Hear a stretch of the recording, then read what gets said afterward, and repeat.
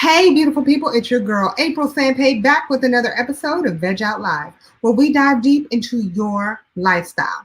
Today, we'll be talking to a man who believes in the power of medicine, but he also believes in having the back of his fellow peer. Listen, I'm speaking, of course, of Christopher Veal, soon to be Dr. Veal. I like the sound of that. Anyway, I'm going to introduce you, but before I do, let's hear from our sponsors. This ain't your grandmama's ugly. Listen, it's a lifestyle, a movement, and a brand. Get your ugly shirts at www.uglybyaprilsampay.com. Ugly, understand God loves you.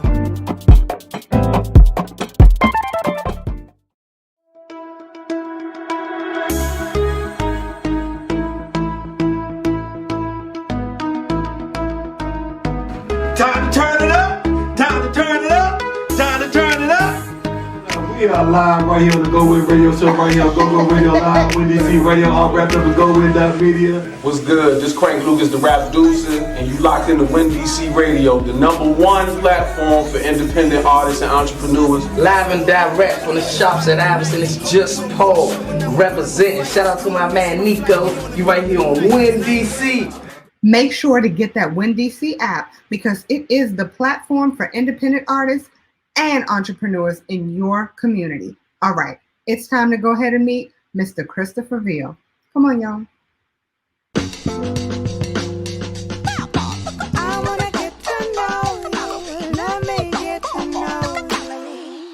This is my cousin.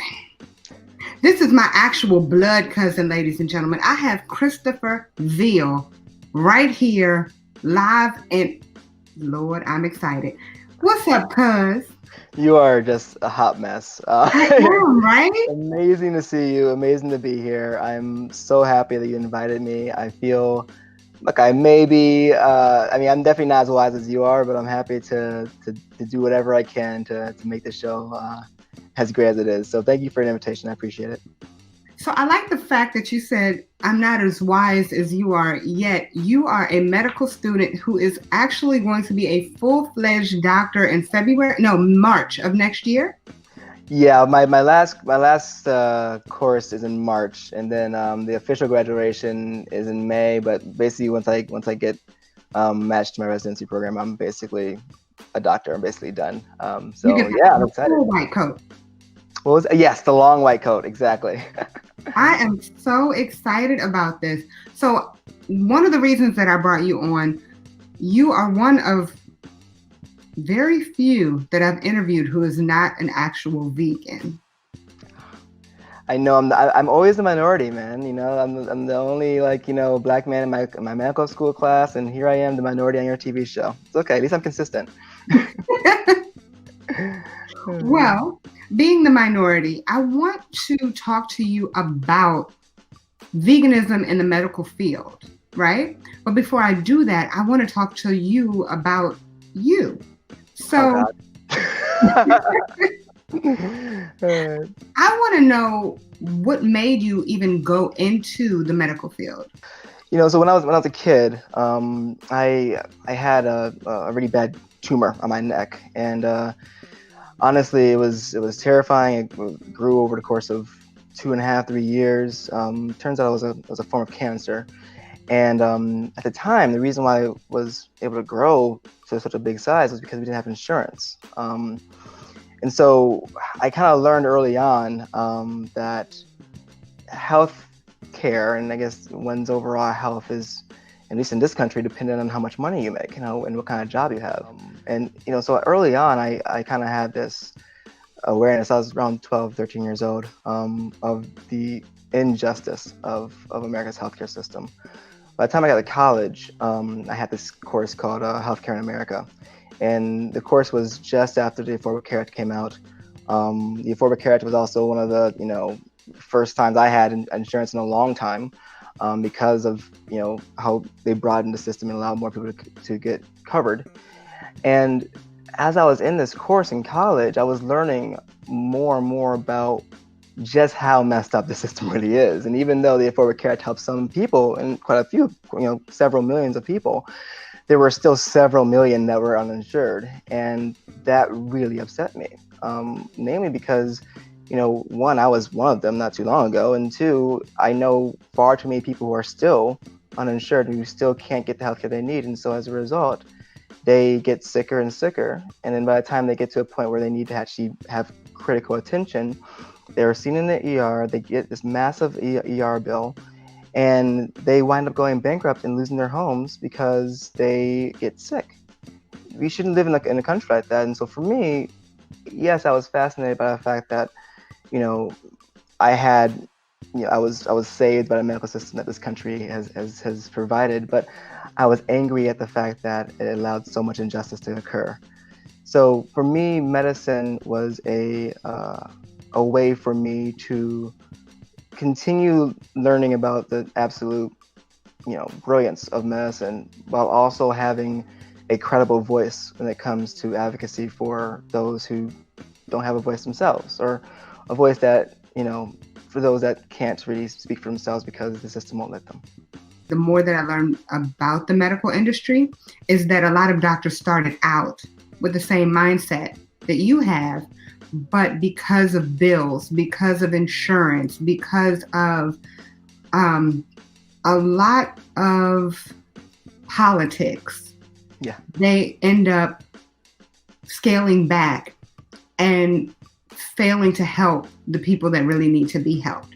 So what do you feel that you are going to do to make sure that you keep that same mentality, and also maybe assist other doctors in having the same mentality that you have today?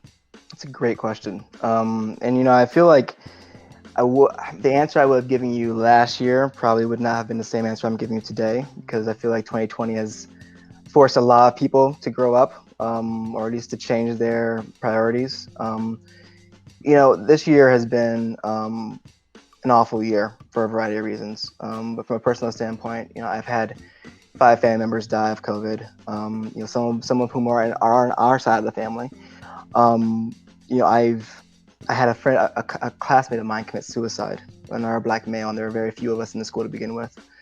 And then, on top of that, my own family, my parents had COVID, and so even though I was asymptomatic and I was staying with my parents at the time, I felt this, immense fear, dread, and just despair, I guess would be the right word.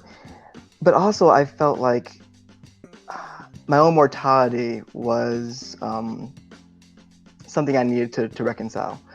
There was so much death happening. There are 1,000 people dying a day right now. We're probably by the end of this conversation, we will be at 200,000 deaths from the coronavirus. We begin the hour with a horrifying statistic. The United States has now registered 200,000 coronavirus deaths. On top of that, we have people like me being killed by people like me and you being killed by the police on a daily basis, or at least a frequent basis. Footage of George Floyd dying on a Minneapolis street is just the latest of dozens of videos showing Black people being killed by police officers on duty. Now, protests across the country are demanding that lawmakers hold cops accountable for unnecessary deadly use of force. And so I'm constantly thinking about how my life is in jeopardy. And I can't just sit here and go throughout my day as if these are normal times and as if I'm the typical white male medical student. I don't have that luxury. So for me, I stopped kind of, I guess, following the trend of the average medical student, and I started using my voice for something that mattered, and redirecting my priorities toward a purpose that allowed me to feel like I'm actually doing something. I wrote an article for a major medical journal that was about my drive from Chicago, where my parents live, to Vermont. The piece was one of the most read pieces in the entire world by the medical community. And the piece was about just what it is like to be a Black male medical student in 2020. Now, we make up 4% of the entire graduating population for medical school. But, we are incredibly underrepresented in terms of the population in the country because we make up 25% of the population in the country. So, there's this injustice in that regard, and lack of representation and lack of understanding from a public health standpoint of Black people. But on top of that, there is this, almost like ignorance of just how much we have to go through to get to this point in our lives. So on top of that, a month after I wrote that piece, a friend of mine from my classmate passed away. He committed suicide. Med students are 3 times more likely to commit suicide than the average person their age. To be completely transparent, I was close to that myself just 2 years ago. And one of the reasons why I felt so devastated and so just wrought with emotion when that happened is because I knew how hard things could get at an institution like mine, a predominantly white institution that happens to be in the whitest state in the country. But I knew how hard medical school can be and how the support system is not there for people like us. I can't point to exactly what caused my friend to do what he did, but I can only speak from my own personal standpoint. And I can tell you that for me, I needed more support. And so after he passed away, I made a mission for myself to ensure that something like that, something that happened to him, something that almost happened to me, would never happen again at that school. And if I could make it across the country and even across the world, then fantastic. I started this project called the Larner Stories Project. Larner because that's the name of my medical school. It's basically a project that shows, it does one-on-one interviews kind of like this, that with somebody who either is a current medical student or a former medical student. And people who have gone through some things, people who have gone through some unique challenges that at the time they thought would change their entire career, change their entire life, but nonetheless got through it or changed for the better because of it. I think those stories are important because in medicine we have this kind of, I guess, illusion that all doctors are, perfect. That you're the healer for the people that need to be healed. That we can't be healed because we are the healers, and that's untrue. We're humans like everyone else is, and we have pain. We get depressed. We, have family situations that also impact us in the same capacity that it impacts the general population. Why should we not also have the same reaction and the same feeling as everyone else? And if we do, we shouldn't be ostracized for it. We should be, congratulated for getting the help, for being able to actually show that vulnerability and make it part of our professionalism, not in spite of it. But I think that is in any field. I think that everyone needs a mentor, right? Exactly. Mm-hmm. And beyond having a mentor, the average therapist has their own therapist. Yeah. Why wouldn't they make that mandatory in school? So I'm glad that you brought that up, and I'm glad that that's something that you're doing because people don't realize what you're going to see every day. Please keep up the great work. Anyway. I know I was very long-winded. I apologize for that. No, be long-winded. You're perfectly fine. No, I want to know more about kind of the program because when it comes to people like yourself, you're very young, okay? So you have someone who's in his 60s who's been doing this for the last 30 years. What do you say to that person who's very set in their ways?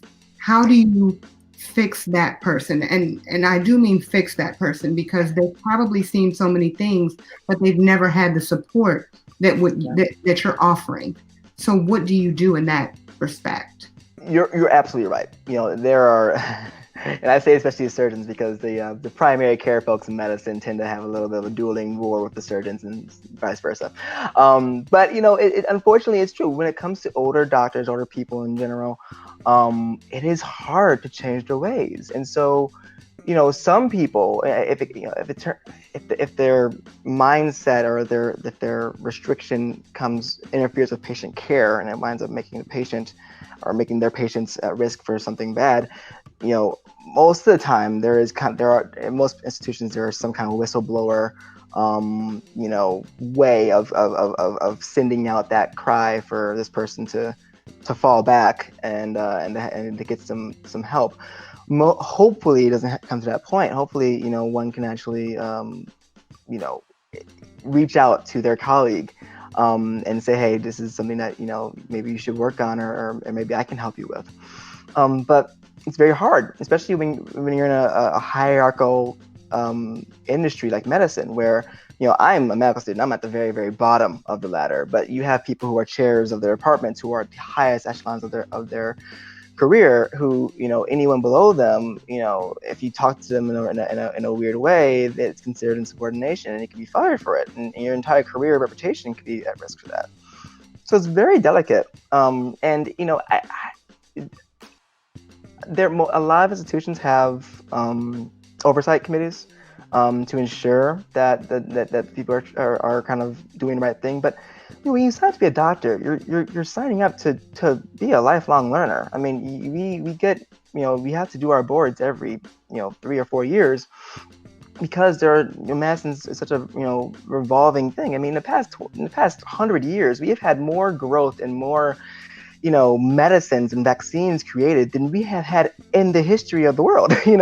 Medicine is an incredibly fast growing, industry, and you have to keep up. And so if you're not keeping up, if you don't maintain those credentials, you lose your privilege to be a doctor.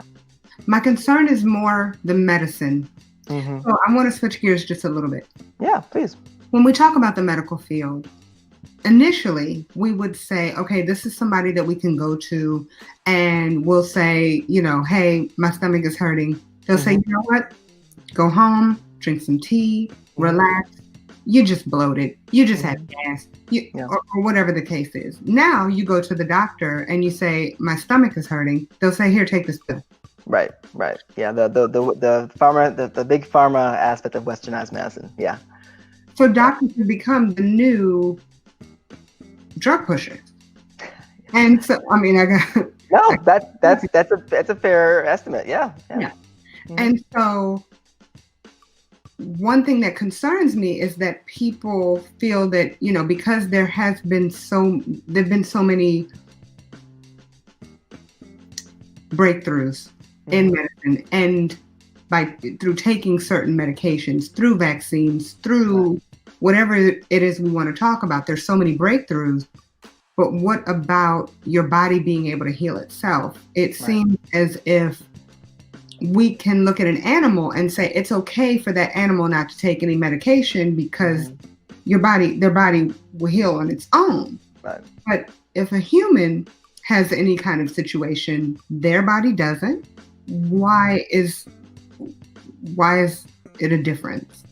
Why aren't those type of conversations? Yeah, it's interesting. I'll bring up an example I was talking to my father about the other day. So chronic pain. We all know that there's a huge opioid crisis. It's important to recognize that today we are seeing more people killed because of opioid overdose than traffic accidents. It's gotten a little bit better with some policy changes, but the treatment of chronic pain typically, I think this is one of the kind of scarlet letter red marks of medicine over the past 20 years, is that we created this opioid crisis, and that is something that I believe medicine created this crisis. We've been trying to try different things to get people off these opioids and to provide alternatives to the treatments that we use those drugs for. We can be the generation that ends the opioid epidemic. We can do it. One of the big areas of research is actually in the United States military. A couple of years ago, they really decided they wanted to stop using opioids. And so they put a ton of money into acupuncture, which is a Eastern form of medicine. It's basically using pressure points of the body to alleviate certain kind of maladies, a variety of different kind of maladies. And they found it to be incredibly effective. And so they are actually now, at least last time I checked, and I could be wrong right now, but last time I checked, acupuncture is one of the hallmarks of the treatment for chronic pain now. For veterans and for active duty soldiers. And it's something that, as I learned this a couple of years ago, I decided that I wanted to get extra training in that later on as well, because this is a natural way of healing the body without putting literally, more or less a poison. And honestly, and to be, just to be completely transparent, every medicine is poison. We're trying to poison certain things, right? Antibiotics, we're, poisoning the body so we can attack a specific bacteria and get it out of your system. Does it result in you being, unhealthy overall? No, but there are certain things that acts as poison. That is kind of what we're trying to do. And so, that's kind of one example of, I think the tide is changing with my generation. I think generations ahead of me were more pharmaceutical based because this was a new industry. But I think a lot of people are considering more alternatives now just because there's more knowledge. So I'll believe it when I see it. And if that is the case, I'm very excited. I will also say my concern when it comes to acupuncture, for example, is that it's still not covered under insurance. Yeah, so you can pay out of pocket. Yeah. So unless it is medicine related, insurance doesn't want to touch it. Yeah, that's concerning. It's because of the in the United States, I can only use the United States as a model because other countries have different kind of systems. A lot of they call it the formulary of what Medicaid, Medicare allow people to use for medications are based on research and FDA kind of guidance. And just because something has not been heavily researched doesn't mean it doesn't work, right? Marijuana has not been heavily researched because it's been illegal for a very long time until recent years. But I have seen people who are in just horrible chronic pain or massively depressed or massively have a variety of different issues that marijuana helps them with. And by no means am I telling everyone right now to go to your local marijuana dealer and get all the marijuana you can get. But I'm telling you that there are certain things that yes are not prescribed and are not don't have a ton of research behind them, but there is a very clear cause and effect and a benefit to these medications. And so I'm using that example because it's the one that's top of mind, and I would go to school in Vermont, which is it's Vermont. So but that's just kind of one example. And you're right, there's a closed-mindedness to the funding of alternate methods of medical treatment, but hopefully with some advocacy and some policy changes that can be changed. But for now, right now, we're just doing the best we can. Okay, I'm loving the direction you're going in. I told you made me proud before when you said you were going to become a doctor. Now that you were just a few months away, honey, I'm on top of the world. I can't wait. You're going to have to move to wherever I'm living just to make sure that I'm always healthy, or I'm just going to have to fly you out. That's what we're going to have to do. I'm going to fly you out. You're going to be my... So long as where you're living is warm, I'm fine, because I'm done with being in the north and being cold. Done. Oh, man. So listen, now I have to talk about my life. Yes, please. I'm a vegan. Veganism is very near and dear to me on so many levels. We talk about veganism more so when it comes to what we're eating and why we're eating that way. Mm-hmm. So I'm vegan because I want to lose weight or I want to be healthy, whatever the case is, right? Yeah. But three major reasons that a person becomes vegan: compassion, health, and the environment, right? All incredibly reasonable, yes. Very, right? Mm-hmm. And so anytime I go to a doctor and I say I'm vegan, they look at me as if I'm speaking a foreign language and they just don't know said language. I want to know what your views are when it comes to veganism and why. Yeah. Well, I think the reaction that you get from doctors is one that I can relate to, just because I probably had the same reaction when you told me you were a vegan a long time ago. That being said, I was ignorant, and I was not a medical student at the time, so I didn't know the science behind it. But yeah, after 10 years in Vermont with a bunch of hippie friends, and being in a place where being a vegan is very much encouraged. My mindset has really changed on this kind of thing.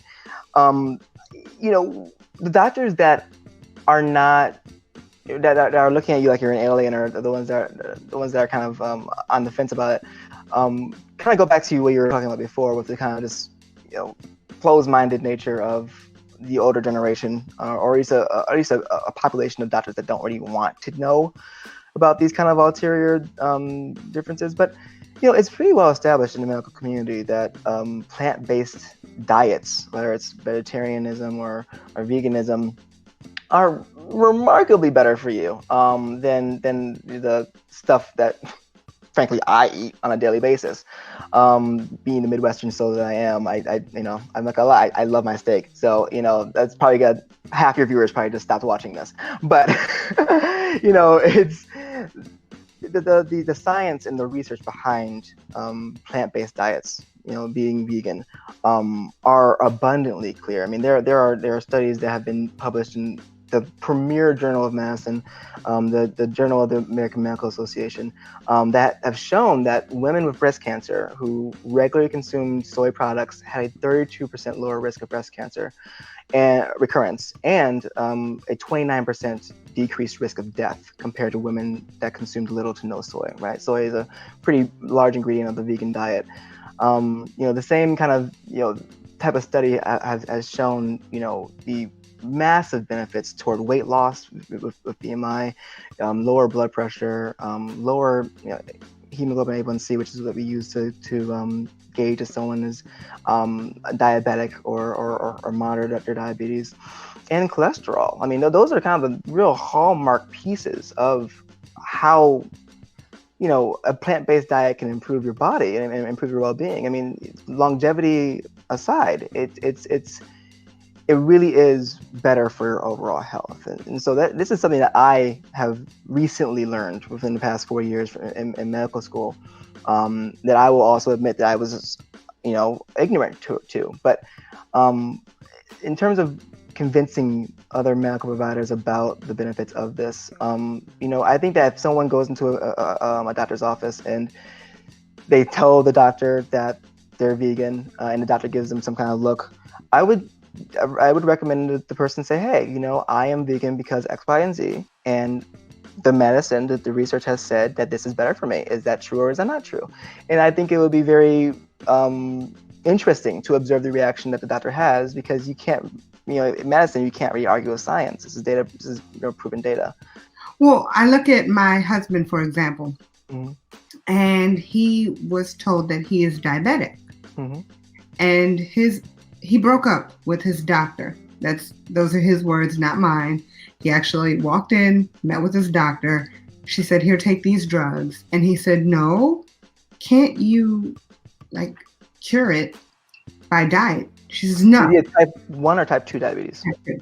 Okay, all right. So, yeah. Technically, no, you can't. Right, which is why I was asking. Yeah. Mm-hmm.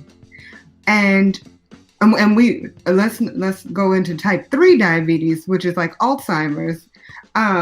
Being able to, those are things that you can actually cure, type 2 and technically, quote unquote, type 3, because of your diet, because of how you use your body, because of how you use your mind. Oftentimes we stop using a lot of these things, meaning our bodies and our minds. Right. We become addicted to certain foods. We become addicted to sugar. We become addicted to meats. We become addicted to these unhealthy fats, which are doing so much negativity to our body.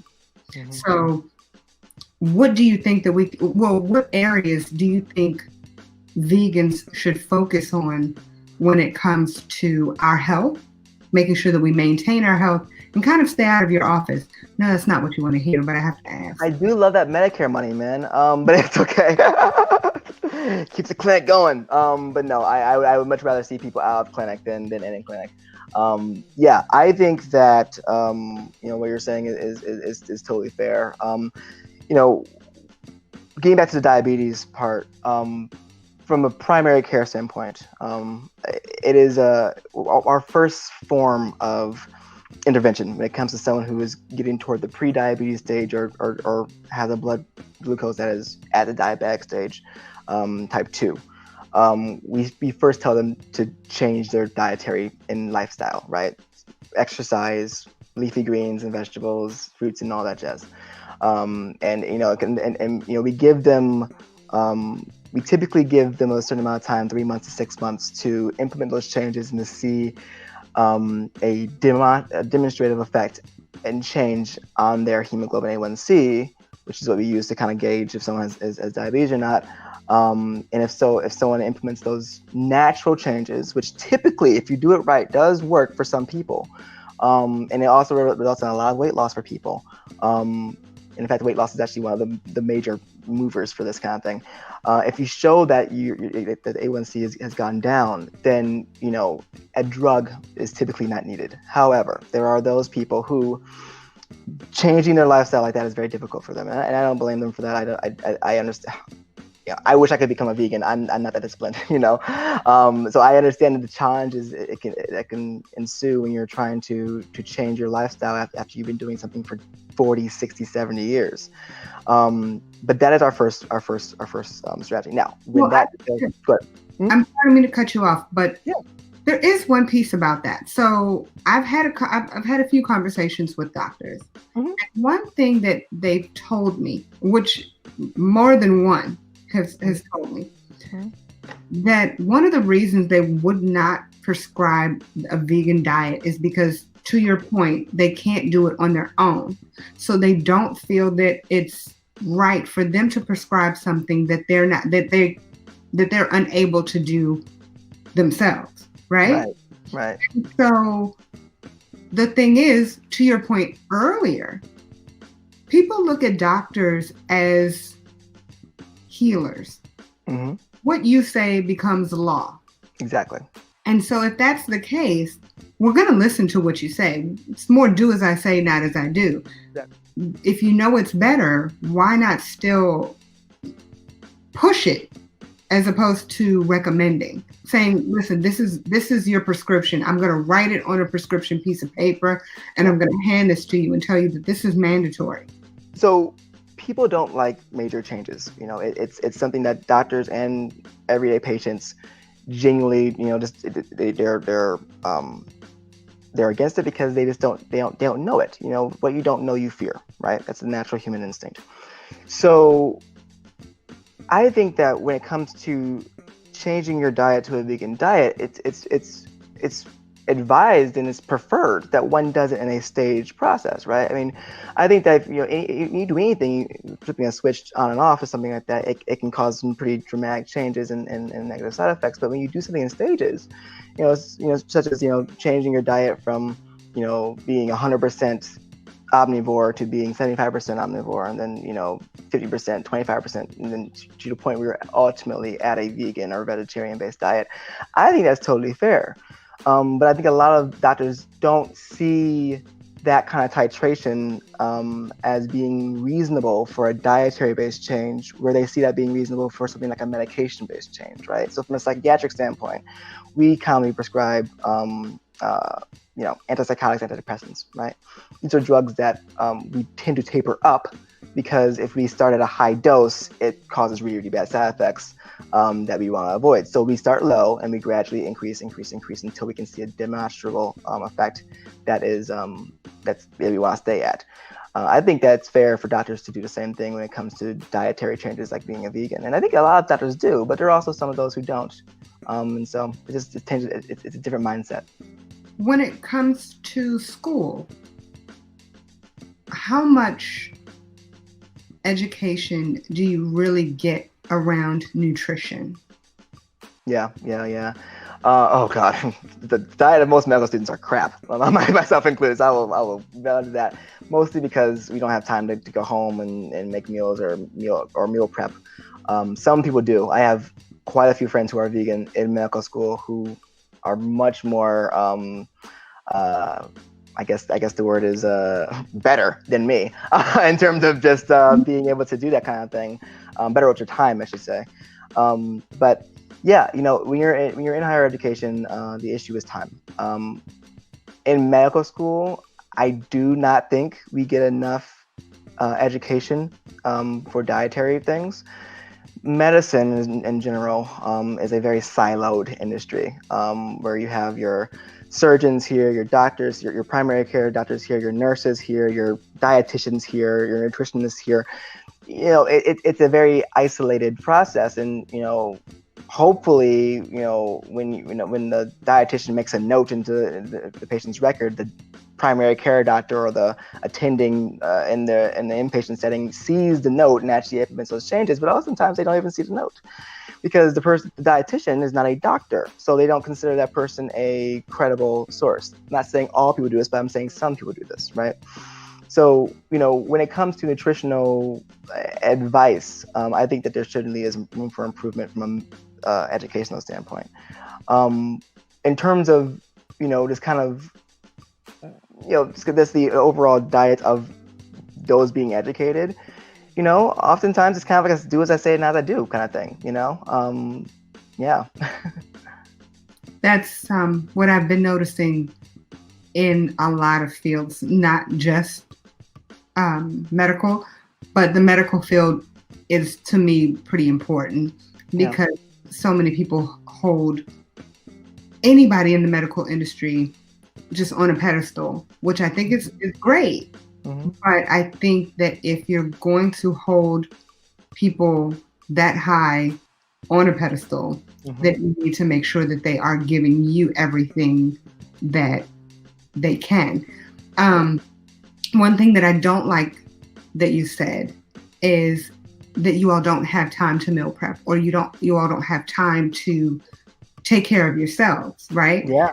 So that tells me, and you're not the only person that has said that, right? Yeah. Mm-hmm. But that tells me that the school doesn't value your health while you're learning how to manage and take care of others.